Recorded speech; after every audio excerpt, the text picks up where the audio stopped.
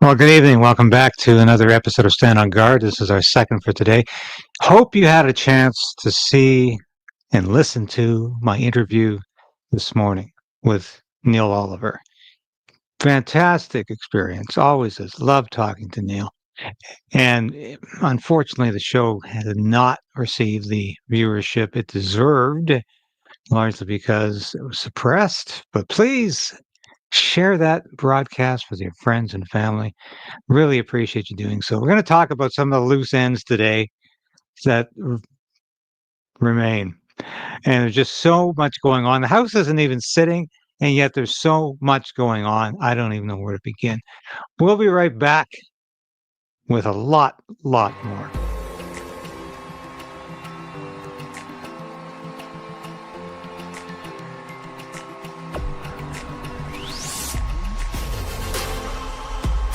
We need political change. But we also need to resolve to resist.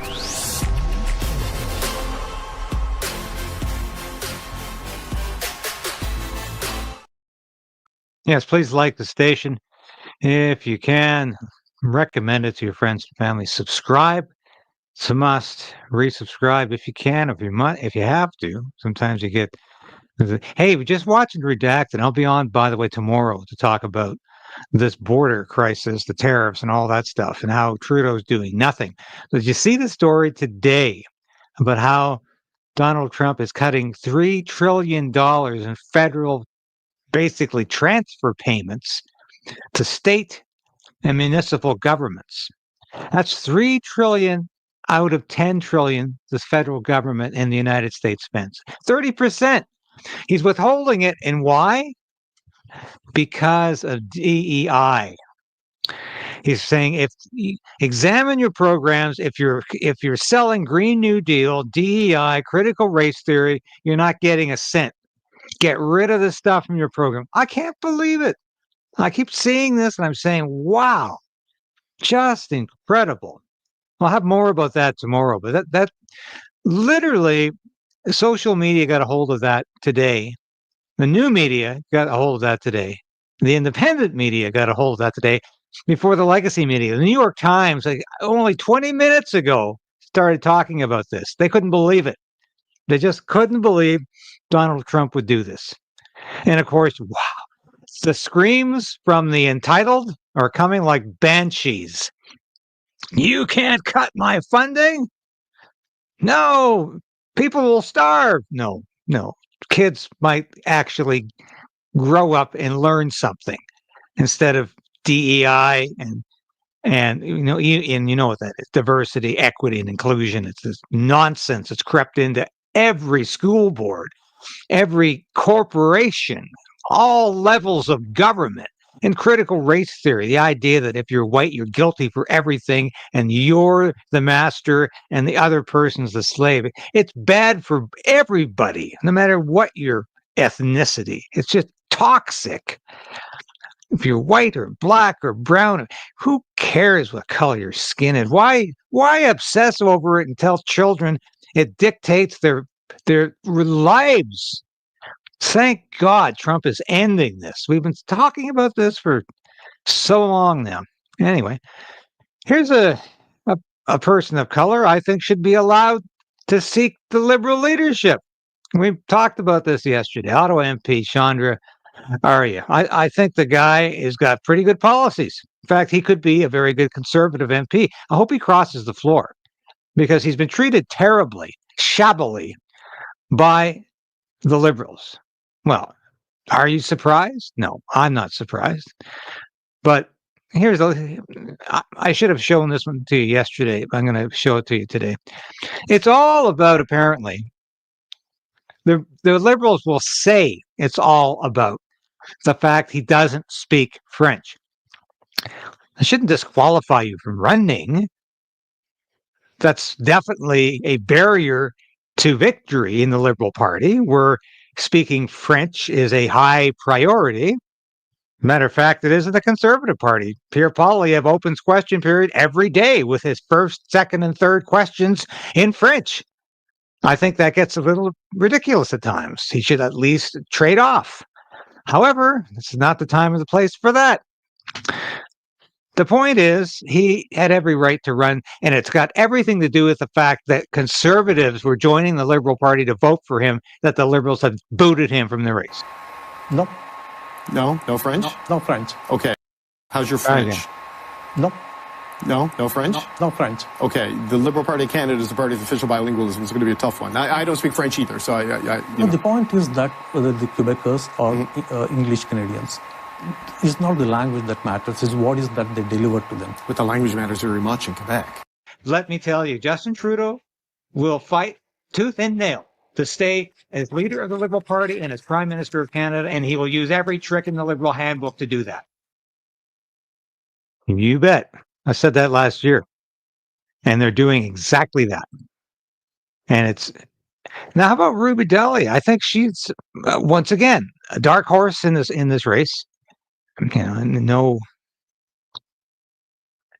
I'm at nothing else except she is definitely not going to win because Mark Carney this is a coronation for Mark Carney. But I like Ruby Dahlia's policies. And once again, this is an Indo-Canadian who's being ignored by the legacy media and the Liberal Party. She's not being taken seriously. Wonder why? Listen to Ruby Dahlia's policy. There are over 500,000 illegal immigrants in Canada. This is unacceptable. As the daughter of immigrant parents, I know firsthand that immigrants have helped build our great country. But we must clamp down on human trafficking and those that are here illegally. As your Prime Minister, I promise you, I will deport every illegal immigrant in Canada. Canada's comeback starts now. Wow. I will deport every illegal immigrant. What do we got? Donald Trump in the Liberal Party? I'm amazed to hear this from a Liberal candidate for the party leadership. Let's hear what Pierre Poilievre had to say about immigration. I know a lot of you folks who watch this show every day are very critical of Pierre Poilievre because you don't think he goes far enough. I don't either. I think he avoids talking about mass migration. He's far too cozy with the Calistanis, far too willing to not be too specific about immigration. We must deport from our country any temporary resident that is here on a permit or a visa that is carrying out violence or hate crimes on our soil. All right, so Pierre Poilievre is not as strong or as tough or as accurate as Ruby Daly is. So Pierre Poilievre qualifies who he needs to deport. They've got to be guilty of something. They have to be engaged in criminal activity, specifically hate crimes. Well, obviously, we know who he's talking about. He wants to get rid of the Hamas people. Yeah. And they've done some pretty horrific things with their protests. And I'm sure a lot of them are here illegally. Or a lot of them have not conducted themselves in a way consistent with what they've agreed to. But it's not just Hamas. There's lots of illegal immigrants in Canada. Will Pierre Poilievre deport them all? Ruby Dahlia says she will. But of course, we know this Liberal leadership is a farce. I've been saying this all week. It's got everything to do with Mark Carney. You know, it amazes me, and I said this to Neil Oliver this morning in our interview. Suddenly, Mark Carney is the golden-haired boy, even though it's all white now. He's the golden-haired boy of the Liberal Party. Do you remember John Turner? I do. I remember John Turner. I was very young, but I remember John Turner because my mom and dad were talking about John Turner as the golden boy of the Liberal Party. And why was that? Well, here is a guy, who was a champion rower in university, a Rhodes Scholar, a high flying lawyer on Bay Street, always dressed well, always looked well, always he was one of those insiders, and yeah, he was a blue liberal. You know, fiscally he was conservative, didn't like Pierre Trudeau, left his cabinet after he was finance minister because Trudeau and he didn't agree on policy, and he sort of waited around until Trudeau left to be prime minister. As soon as Trudeau finally resigned for the second time, mind you, the second time in 1984. Because we talked about the first resignation that was phony. He resigned for the second time. John Turner, bang, he's back. And of course, he could say he was an outsider because he'd been outside of politics for a few years, practicing law in Toronto. And there he was. And he was going to save the Liberal Party in 1984. And he was because Pierre Trudeau had popularity, it's plummeted. That was the same year he gave the finger to those folks in British Columbia. People were sick of him. Canadians were sick of him. And so it was time to move on. And John Turner was the guy the Liberals thought could do it. He would make everybody forget about Pierre Trudeau. Turns out he walked into the largest majority in Canadian history. And John Turner stuck around for a while as leader of the opposition, finally retiring, and was prime minister for maybe all of, I think it was 76 days, if I remember. But Mark Carney is the John Turner of 2025. And I predict it's going to turn out the same way for Mark Carney if he wins the leadership. If Justin Trudeau doesn't hold on to that leadership, Mark Carney will obviously get it. He's the one that's been appointed to the job. But Mark Carney is now telling you he doesn't think the carbon tax was implemented correctly. It shouldn't be a consumer carbon tax. It should be an industrial corporate carbon tax. Just the business people should be paying for it. They're big, bad businesses. And let's stop hurting the little guy. If you believe that, you'll believe anything. And besides, where do you think the businesses will pass on the cost of their carbon tax? To consumers. And Mark Carney is a big believer in net zero, that we should punish the oil and gas industry, reduce emissions, reduce production of oil and gas so we reach this artificial net zero, which means absolutely nothing. It will fulfill absolutely no need, no requirement, except that which the Liberals have invented. But here's Mark Carney talking about net zero. Action. And now it's time for the financial sector to deliver. To reach net zero, every country, every company, every bank, every investor, every pension fund around the world will need to make some big changes. In the run-up to COP26 in Glasgow, we have an enormous opportunity to bring climate change into the heart of every financial decision. And our plan will manage the risks from climate change while helping to seize the opportunities from a newer, greener economy. The UK has been at the forefront of innovation for centuries, brimming with ingenuity and a can-do spirit. It also houses the world's largest financial system. And by bringing them together, we can deliver the net zero world that you've demanded and that our future generations deserve. The world's coming to Glasgow. Let's reshape finance for a sustainable world. And Mark, when is the world coming to Glasgow? Why, 2026. That's next year. So Mark Carney is preparing for COP26. His language, his intent is the same as ever. He wants to tax you. He wants to kill the oil and gas industry. He wants to kill fossil fuels. He's living in a universe that no longer exists except in the mind of people like Mark Carney and Justin Trudeau, Chrystia Freeland, all of the major liberal frontbenchers, and environmental crazy people. And of course, Stephen Guilbeault, the environment and climate change minister. This is a world that no longer exists. It disappeared. It evaporated the minute Donald Trump took the oath of allegiance. The minute Donald Trump was inaugurated as the 47th president of the United States, that universe disappeared.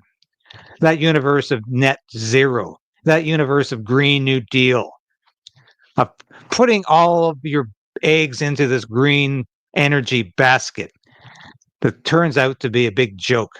Just like all of these car plants. The billions of dollars the Trudeau government put into electric vehicle plants that aren't going to be producing any electric vehicles because there's no market for them. There's no demand for electric vehicles. It's history. Mark Carney is history. Mark Carney's philosophy is history. Mark Carney's whole career is history. And by the way, on Thursday, I've got former British Prime Minister Liz Truss on the show. We're going to be talking about not only the things she's doing to promote positive, principled conservatism around the world. Her experience as British Prime Minister, they wanted her out because she wanted to cut taxes. She was one of those Tory prime ministers during that period when it was in financial flux. But Mark Carney claims he saved the British economy. I'm going to ask that question to Liz Truss on Thursday morning. She's on the show at 11 o'clock Eastern Time. She's actually out in Calgary this week. And she's coming on my show on Thursday morning to talk about Mark Carney, positive conservatism, initiatives and outreach programs that she's involved in, and what Mark Carney could potentially mean for Canada, the catastrophic effect Mark Carney could have on Canadians in Canada. Why the experience she had with Mark Carney when he was governor of the Bank of England was entirely negative. And I'm going to ask her, do you think he's going to have a positive effect on Canada's economy? Or is this yesterday's man? Is this a guy who has a totally imagined curriculum vitae or CV or resume? Has he made it all up? Is he really bragging about things he never did? Is he suggesting he saved the British economy when he had nothing to do? They wanted him out. He was so far left. They wanted Mark Carney gone. And before we go, let's turn to the tariff war and how abominably we're being led in this country. The only one doing any effective dealing, and I have said this time and time again, is Premier Danielle Smith of Alberta. Listen to the great job. I say that with more than a pinch of salt. Our Foreign Affairs Minister, I say it with a question mark, Melanie Joly. Listen to how she just doesn't have a grasp of things. Second point of our response, we will be ready for day one. And we've been saying that, and we are ready. I'll be talking this week to the British Foreign Minister. I'll be also talking to key European foreign ministers. I've been in constant contact with also my Mexican counterpart. And our objective, as I said, has been and will continue to be to prevent tariffs. On what you just saw happen with Colombia and President Trump, where he threatened tariffs, seems to have negotiated some kind of deal, and then he promised tariffs, and then that tariff threat came off. Did you learn anything, or did the cabinet learn anything about how Trump is wielding this tariff threat right now? Good question. Listen to this insipid response. This is a woman way over her head. Just doesn't understand what's going on. She's doing her best, making it up as she goes along, but she hasn't got a clue. For us, we're looking at what is our approach, which is basically preventing tariffs and also making sure that we're ready. And we know that President Trump is using tariffs as a way to put pressure on countries. That's what he's doing, and that will continue. Meanwhile, we have leverage. We have also different levers. We are the biggest customer to the U.S. We are the biggest customer in 36 countries, 36 states within the U.S. So there are lots of allies in the U.S. and also in Washington, and that's why we're doing the work to make sure that ultimately we're able. Well, she's not doing the work. She's finally going down for a meeting here, and she still thinks they've got leverage. What kind of leverage do you have? And we'll get to this in a minute. But of course, what does Donald Trump want again? Why is he talking about tariffs? Not because not because he wants Canada to retaliate with bourbon and playing cards. It's because of the border security that Trudeau doesn't take seriously. And this border security plan, we'll get to this in a second, isn't adequate. And it's a joke. But Melanie Joly seems to think America can't find other customers to get to a win-win situation. That's why we're addressing the concerns regarding the border, which is really important, and that we should never forget that this is a priority. It is a priority for us because we believe that we have to stop any form of illegal guns coming from the U.S. and also any form of irregular migration coming from the U.S. And meanwhile, we'll continue to do the work on making sure that ultimately facts prevail, particularly when it comes to the fact that the U.S. has a trade surplus with Canada when we exclude energy exports. Yeah, well, she got the last part right. Thanks to Daniel Smith, who's made that quite clear. Take the oil and gas out of the trade between the U.S. and Canada, and it's a trade surplus, not a trade deficit for the United States. At least she's got that right. But you see, when she said border, she looked over at David McGuinty. And I got to say, David McGuinty, he looks really mad. But he's the guy that took the job. This is a guy who sat in the back benches for decades. This is a guy, he's been an Ottawa South MP for a long, long time. I remember when I was working on the Hill, quite a long time ago, David McGuinty was there, sitting in committees, doing his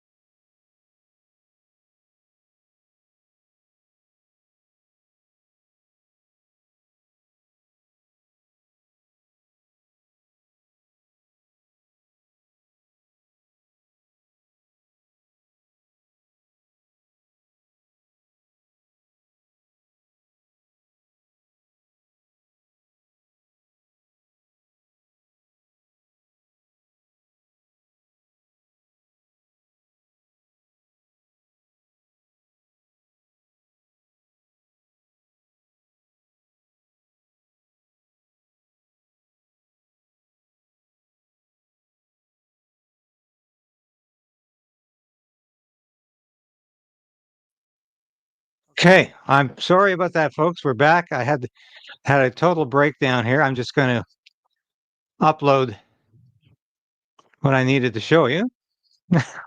And I have never had that happen ever before when I've done these shows. So my apologies, but we're back, and that was absolutely, anyway, not the sort of thing you expect to happen here.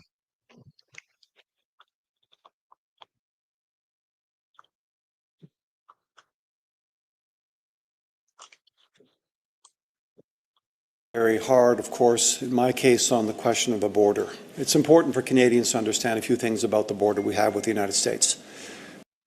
Okay, so here we are, David McGuinty. This is the new public safety minister. Like I said, he sat in the back benches for decades.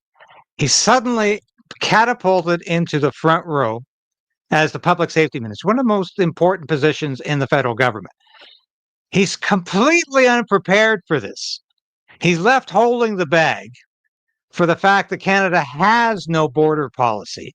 And he's trying to explain what the border policy is. And he can't do it because there's nothing to talk about. He doesn't have, there is no border plan. It's $1.3 billion over count them, 6 years. That's not enough to make it. 6 years won't do it. We need to spend money now in the next fiscal year, but Trudeau is spending more on the gun grab than he is on border security. And McGuinty can read that. He knows this is a joke. The first thing to keep in mind is it's a very strong border. It's one that's evolved over 150 years of relationship. It remains the longest undefended border in the world, and we intend to try to keep it that way. I think our American colleagues share the same view. The plan that we are implementing is multifaceted. It involves political outreach, official outreach, and operational outreach. So clearly, I'll be meeting with, eventually, for example, the new Department of Homeland Security Secretary, Ms. Nome. We'll be talking to Tom Holman, we expect this week. At the same time, we have officials who are in and out of Washington, D.C., working with our American counterparts. And operationally, the CBSA and the RCMP are in constant touch with their counterpart organizations in the United States. So we're making huge progress. This plan is a plan which is, of course, international between Canada and the United States, but it's also a plan between different orders of government in this country. We've reached out to... You remember I showed you last week, we had Doug Ford talking about this plan. There is no plan. He keeps saying it's a great plan. I love the plan. Have you read the plan, Doug? No, I haven't seen the plan, but I know it's a great plan. David McGuinty is the guy who's supposed to be in charge of the plan, and he can't tell you anything about it except it's a great plan. It's a great plan. And engaged every single province in the country. They are engaged in the case of Alberta, Ontario, Saskatchewan, and Quebec. They're making, for example, some of their police authorities available. Police of local jurisdiction are helping us on the border. This is a very, very good thing, and they should be commended for doing so, because it really is a Team Canada response. We're working, for example, on the question of fentanyl. Yeah, and of course, but the problem isn't fentanyl. My friend, Mr. McGuinty, it's not fentanyl. That's not what Donald Trump is talking about. He's not worried about the fentanyl coming across the border so much as he is terrorists. And that's what your plan doesn't address. And it doesn't address funding over the next year either. So this remains a problem because this government is not serious about the border crisis at all. Now let's have a look at some of these slides, which I've got to put back here. Read this in my latest Substack. Trudeau does not have a border policy. There is no border policy. And all you have to do is read the fall economic update to realize how he doesn't have a border policy. There's nothing there. So what's been happening? I love this. The Hogue inquiry is over.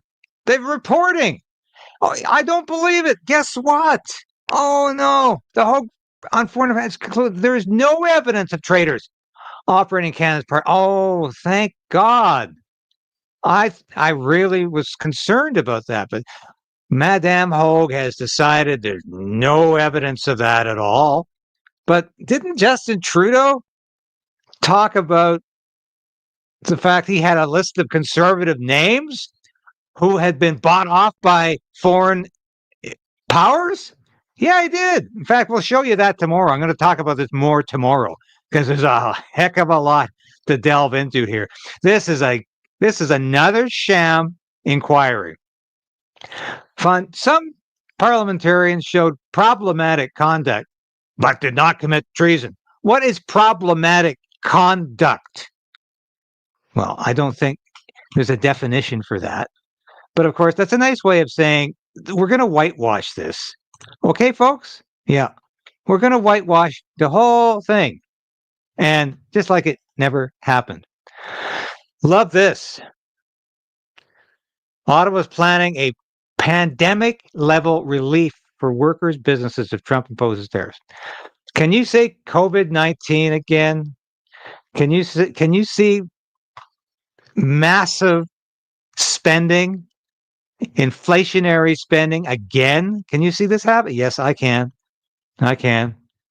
And if you're just joining us here, my apologies. We had about a minute break there when I lost all internet and somehow managed to In fact, I had to jump to the Ethernet here because nothing else was working. So my apologies for the interruption. We're doing our best. Now, I think I got one more for you here. Oh yes, Chrystia Freeland's plan. Yeah, this is Chrystia Freeland's plan to protect our economy from Trump. Immediately publish a detailed dollar-for-dollar retaliation list for consultation.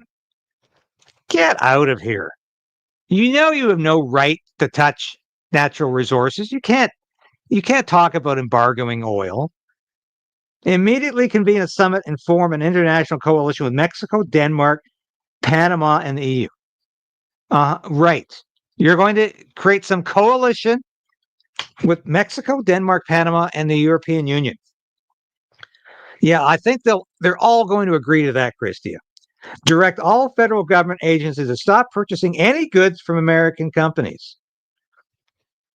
We'll see.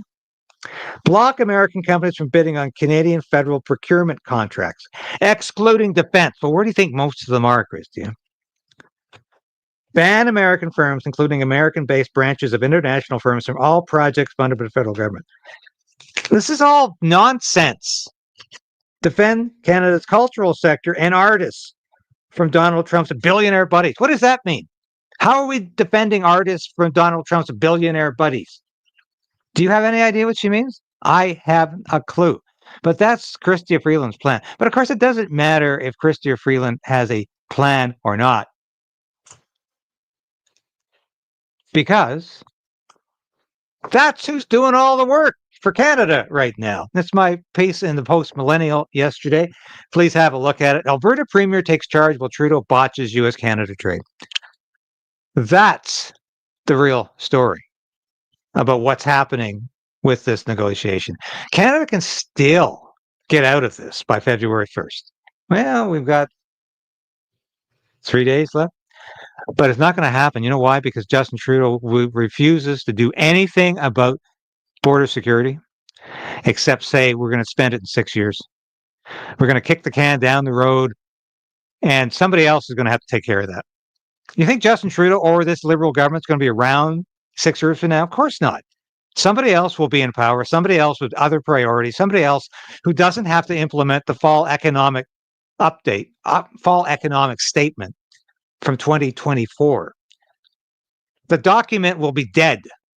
And this is how stupid the Liberals think Canadians are.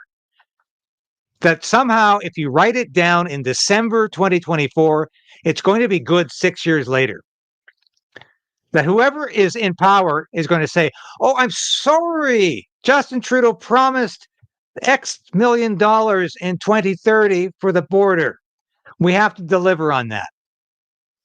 It doesn't work that way. Just like Justin Trudeau's promises of spending hundreds of millions of dollars on defense 10 years from now isn't going to happen either, because he won't be here to implement it. This government won't be here to implement it. And the other government's going to have a whole different agenda, a whole different set of priorities, a whole different spending pattern. Might be spending more, might be spending less, might be spending the same, but we don't know. That's called the future. And that's called something we can't really predict.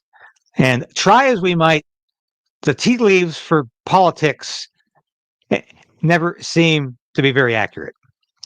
So I'm going to leave you there for now. My apologies for the brief interruption. I haven't talked about the store in a while, and I need to do that. I'm being told, talk about the store.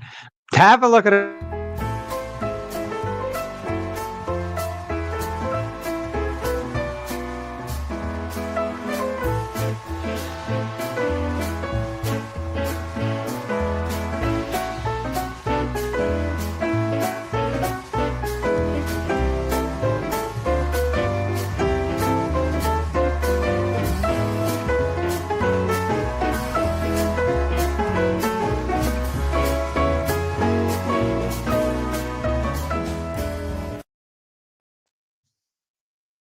Yeah, please have a look at the mugs, the t-shirts, the hoodies, the mugs. I've got one right here. Been having some afternoon tea with it. Keep calm and carry on. Let's continue to resolve to resist And I will be back tomorrow. And please watch the interview with Neil we did earlier today. It is really worth watching, and tell your friends and family to watch it. Thanks so much for tuning in today. I'll be back at 10 o'clock tomorrow morning with all the news you need to know.